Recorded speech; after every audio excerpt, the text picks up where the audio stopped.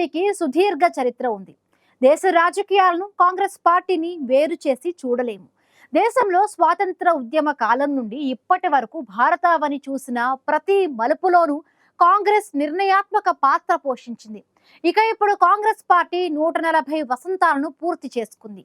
ఈ నేపథ్యంలో కాంగ్రెస్ పార్టీ చరిత్ర, దేశ రాజకీయాల్లో ఆ పార్టీ పాత్ర గురించి మరొకసారి గుర్తు చేసుకోవాల్సిన ఆవశ్యకత ఏర్పడింది.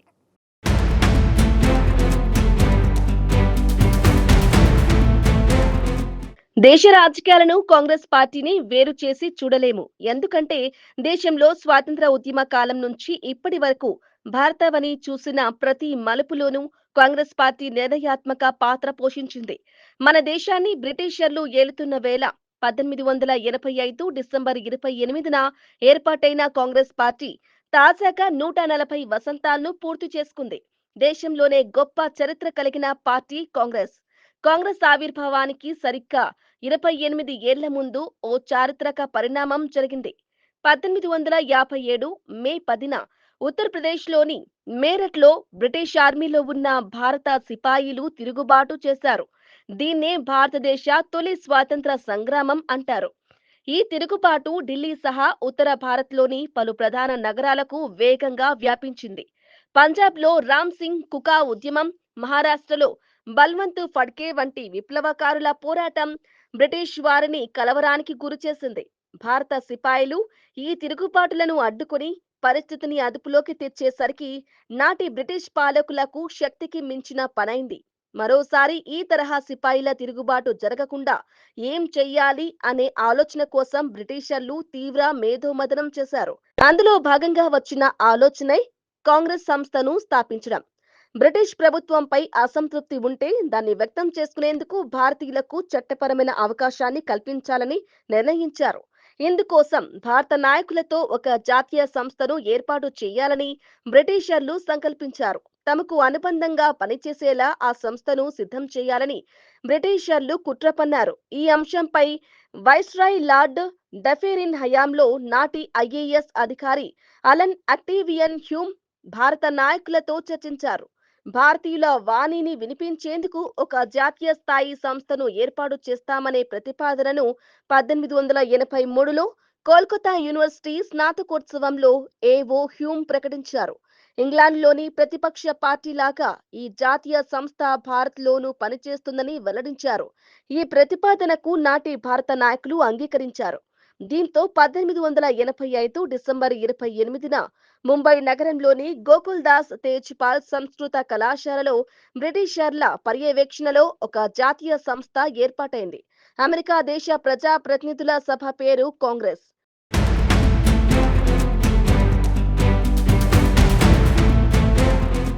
నాడు కొత్తగా ఏర్పాటు చేసిన భారత జాతీయ సంస్థకు కూడా కాంగ్రెస్ అనే పేరునే బ్రిటిషర్లు పెట్టారు. కాంగ్రెస్ అంటే ప్రజల మండలి అని అర్థం. ముంబైలో ఆనాడు జరిగిన కాంగ్రెస్ తొలి సమావేశానికి 72 మంది ప్రతినిధులు హాజరయ్యారు. నిజానికి ఏవో హ్యూమ్ భారతీయులకు స్వపరిపాలన దక్కాలనే భావించేవారు. బ్రిటిష్ పరిపాలనలో భారతీయుల భాగస్వామ్యాన్ని పెంచాలని ఏవో హ్యూమ్ కోరేవారు. కొన్నిసార్లు బ్రిటిష్ ప్రభుత్వ విధానాలను ఏవో హ్యూమ్ విమర్శించేవారు.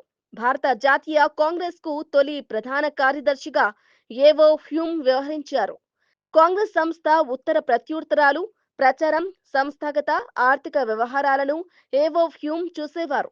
1894లో ఏవో హ్యూమ్ భారత్ను విడిచి వెళ్లారు. కాంగ్రెస్ తొలి ప్రధాన కార్యదర్శి ఏవో హ్యూమ్ 1894లో భారత్ విడిచి వెళ్లాక సీన్ మారిపోయింది. కాంగ్రెస్ పై బ్రిటిషర్లకు ఉన్న అంచనాలన్నీ తలకిందులు అయ్యాయి. తమకు తొత్తుగా కాంగ్రెస్ వ్యవహరిస్తుందనే బ్రిటిష్ పాలకుల కలలుగా మిగిలాయి. తదుపరిగా జరిగిన కాంగ్రెస్ వార్షిక సమావేశాల్లో జాతీయ అధ్యక్షుడి ఎంపిక ప్రక్రియలో ప్రజాస్వామిక, ఉద్యమవాద ధోరణులు స్పష్టంగా కనిపించాయి. కాంగ్రెస్లోని విద్యావంతులు క్రమక్రమంగా ఏకమయ్యారు. జాతీయతావాదం, దేశ స్వాతంత్ర సంకల్పం వేగంగా వ్యాప్తి అయింది. చివరకు బ్రిటిషర్లను ఎదిరించి నిలువగల, వాణిని వినిపించగల ఉద్యమ శక్తిగా కాంగ్రెస్ రూపాంతరం చెందింది. 1885 డిసెంబర్ 28న ఏర్పాటైన కాంగ్రెస్ సంస్థకు మొదటి అధ్యక్షుడిగా ఉమేష్ చంద్ర బెనర్జీని బ్రిటిషర్లు ఎంపిక చేశారు. ఇంగ్లాండ్లో న్యాయవాదిగా ప్రాక్టీస్ చేసిన అనుభవం ఉమేష్ చంద్రకు ఉంది. 1865లో దాదాబాయి నౌరోజీ ఏర్పాటు చేసిన లండన్ ఇండియన్ సొసైటీకి కార్యదర్శిగా ఉమేష్ చంద్ర బెనర్జీ వ్యవహరించేవారు.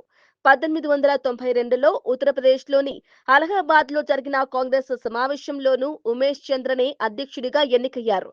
అదే ఏడాది ఇంగ్లాండ్లో జరిగిన సార్వత్రిక ఎన్నికల్లోనూ లిబరల్ పార్టీ తరపున పోటీ చేసి ఉమేష్ చంద్ర బెనర్జీ ఓడిపోయారు.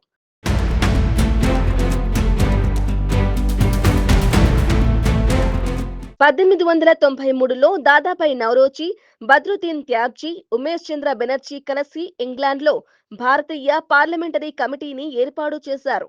కాంగ్రెస్ సంస్థలోని భారతీయ నాయకులు తొలి దశలో బ్రిటిషర్లతో ఆచితూచి వ్యవహరించారు. బహిరంగ వేదికలపై బ్రిటిషర్లకు వ్యతిరేకంగా మాట్లాడేవారు కాదు. అలాగే వారిపై విమర్శలు, ఆరోపణలు చేసేవారు కాదు. లేఖలు, వినతి పత్రాలతో తమ సమస్యలను బ్రిటిష్ పాలకులకు తెలియజేసేవారు. అందుకే 1885 నుంచి 1905 మధ్య కాలంలో కాంగ్రెస్లో మితవాద భావజాలం వ్యాపించింది. దాదాభాయ్ నౌరోజీ, గోపాలకృష్ణ గోఖలే, బద్రుద్దీన్ త్యాబ్జీ, ఫిరోజ్ షా మెహతా వంటి మితవాద నాయకులు చట్టపరమైన మార్గాలు, పిటిషన్లు, ప్రకటనలు, చర్చల ద్వారా సంస్కరణలను పొందడానికి ప్రయత్నించారు. విద్య, ప్రభుత్వ పరిపాలనలో భారతీయుల భాగస్వామ్యాన్ని పెంచడానికి, ఆర్థిక దోపిడీకి వ్యతిరేకంగా వీరు స్వరాన్ని వినిపించారు. అయితే ఈ భావజాలం నాటి ఎంతో మంది యువతకు నచ్చలేదు. అయితే మితవాద భావజాలంతో విసిగి వేసారిన ఎంతో మంది యువ స్వాతంత్ర ఉద్యమ పోరాటకారులు అతివాద భావజాలాన్ని వ్యాప్తిలోకి తెచ్చారు. వీరు బహిరంగంగా బ్రిటిషర్లపై ఆరోపణలు, విమర్శలు చేశారు. కొందరు మరో అడుగు ముందుకేసి సాయుధ విప్లవమే స్వాతంత్ర సాధనకు ఏకైక మార్గమని వాదించారు. భగత్ సింగ్ వంటి దేశభక్తులు ఈ కోవలోకి వస్తారు. బెంగాల్లో విభజనకు వ్యతిరేకంగా జరిగిన ఈ ఉద్యమం అతివాద భావజాలానికి ఊతమిచ్చింది. లాలా లజపతి రాయ్, బిపిన్ చంద్రపాల్, లోకమాన్య తిలక్ వంటి నాయకులు స్వరాజ్యాన్ని బహిరంగంగా డిమాండ్ చేశారు. 1905 నుంచి 1920 వరకు కొనసాగిన ఈ పోరాట దశలోనే దేశ స్వాతంత్ర ఉద్యమ భావన పెద్ద ఎత్తున ప్రజల్లోకి వెళ్ళింది. అయినప్పటికీ ఆనాడు బ్రిటిష్ వాళ్ళ నుంచి పూర్ణ స్వరాజ్ ను కాంగ్రెస్ డిమాండ్ చేయలేదు. ఎందుకంటే ఆ సమయానికి కాంగ్రెస్ లో మితవాద నాయకుల ఆధిపత్యం నడిచేది. పూర్ణ స్వరాజ్ అనే పదానికి బదులుగా బ్రిటిష్ సామ్రాజ్యంలో స్వయం పాలన అనే పదాన్ని కాంగ్రెస్ మితవాద నాయకులు వినియోగించారు.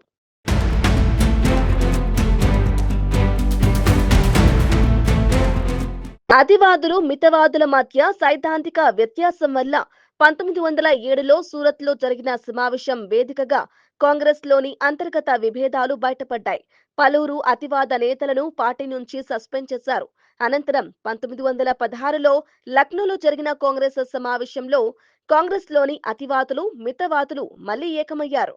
ఈ ఐకమత్యం మళ్లీ ఏర్పడటానికి అని బీసెంట్, బాలగంగాధర్ తిలక్ ప్రధాన కారకులు. మహాత్మా గాంధీ ఎంట్రీతో భారత స్వాతంత్ర ఉద్యమం దేశంలోని ప్రతి ఊరికి, ప్రతి ఇంటికి, ప్రతి వర్గానికి చేరింది. దీంతో కాంగ్రెస్ సంస్థాగతంగా బాగా బలపడి వ్యాపించింది.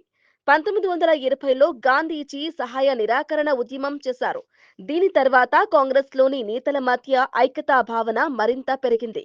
ఈ నేపథ్యంలో ఎట్టకేలకు 1929 డిసెంబర్ 31న లాహోర్లో జరిగిన కాంగ్రెస్ సమావేశంలో కీలక తీర్మానం చేశారు. జవహర్లాల్ నెహ్రూ నాయకత్వంలో జరిగిన ఈ మీటింగ్ నుంచి ముఖ్య ప్రకటన వెలువడింది.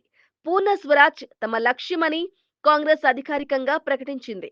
ఈ విధంగా 1905లో కాంగ్రెస్ అతివాదులు వినిపించిన పూర్ణ స్వరాజ్ వాదనకు 1929లో ఉద్యమ రూపు లభించింది. గాంధీజీ సారథ్యంలో 1930లో శాసనోల్లంఘన ఉద్యమం, 1942లో క్విట్ ఇండియా ఉద్యమం జరిగాయి. భారతదేశానికి 1947 ఆగస్టు 15న స్వాతంత్రం సిద్ధించింది. మన దేశానికి స్వాతంత్రం వచ్చాక కూడా కాంగ్రెస్ ప్రభ కొనసాగింది. దేశ స్వాతంత్ర ఉద్యమంతో బలమైన సంబంధం ఉండటం అనే అంశం కాంగ్రెస్ కు రాజకీయాల్లో ఎక్కువ మైలేజీని అందించింది. కొన్ని దశాబ్దాల పాటు దేశాన్ని ఏకఛత్రాధిపత్యంగా కాంగ్రెస్ ఏలింది. పండిత్ జవహర్లాల్ నెహ్రూ, ఇందిరాగాంధీ, రాజీవ్ గాంధీ నాయకత్వంలో ప్రభుత్వాలు ఏర్పడ్డాయి. గత 15 ఏళ్లుగా కాంగ్రెస్ రాజకీయ సవాలును ఎదుర్కొంటుంది. అయినప్పటికీ చాలా రాష్ట్రాల్లో బలమైన రాజకీయ శక్తిగా సత్తాను చాటుతోంది. ఒకప్పటితో పోలిస్తే ప్రస్తుత కాంగ్రెస్ పార్టీ చాలా వరకు బలహీనపడింది. కాంగ్రెస్ పార్టీలో యువశక్తి కొరవటం వల్లనే ఆ పార్టీ బలహీనమైందనే అభిప్రాయాలు వ్యక్తమవుతున్నాయి. కాంగ్రెస్లో నాయకత్వ లోపం వల్లే ఆ పార్టీ నానాటికి బలహీనపడిపోతోందని రాజకీయ విశ్లేషకులు భావిస్తున్నారు. ఏదేమైనా కాంగ్రెస్ పార్టీకి దేశంలోనూ గొప్ప చరిత్ర ఉంది. ఇక ప్రస్తుతం కాంగ్రెస్ దేశంలో ప్రధాన ప్రతిపక్ష పార్టీగా కొనసాగుతోంది. ఈ నేపథ్యంలో రానున్న కాలంలో కాంగ్రెస్ పార్టీకి పూర్వ వైభవం వస్తుందా లేదా అన్నది చూడాలి. దేశ స్వాతంత్ర ఉద్యమంతో బలమైన సంబంధం ఉండటం అనే అంశం కాంగ్రెస్ కు రాజకీయాల్లో ఎక్కువ మైలేజీని అందించింది. కొన్ని దశాబ్దాల పాటు దేశాన్ని ఏకఛత్రాధిపత్యంగా కాంగ్రెస్ ఏలింది. అయితే గత కొంతకాలంగా కాంగ్రెస్ పార్టీ అనుకున్న స్థాయిలో రాణించడం లేదు. దేశంలోని గొప్ప చరిత్ర కలిగిన కాంగ్రెస్ పార్టీ ప్రస్తుతం దేశంలో ప్రధాన ప్రతిపక్షంగా కొనసాగుతోంది. రానున్న కాలంలో కాంగ్రెస్ పార్టీ ప్రజల మద్దతును ఏ మేరకు పొందగలుగుతుందనేది చూడాలి.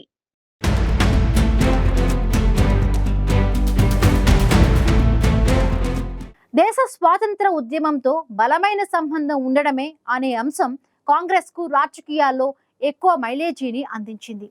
కొన్ని దశాబ్దాల పాటు దేశాన్ని ఏకఛత్రాధిపత్యంగా కాంగ్రెస్ ఏలింది.